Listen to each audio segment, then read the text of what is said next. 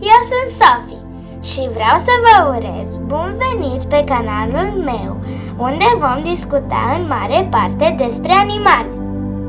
În primul rând, aș vrea să vă prezint acvariul meu.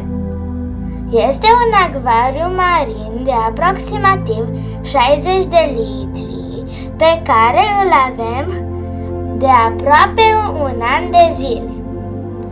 Este un acvariu reciv, adică are pești, nevertebrate și corali.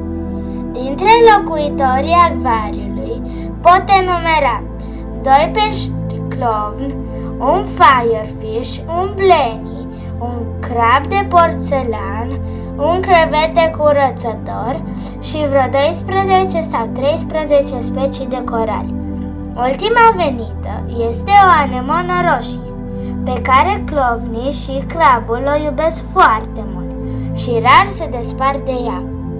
Acum, spre final, aș vrea să vă spun că am cam exagerat puțin. Nu este acvariul meu, este acvariul tatălui meu, care mi-a promis că mă va ajuta să îmi amenajez și eu unul. Așa că în clipurile următoare vom învăța împreună cum se amenajează foarte simplu un acvariu marin.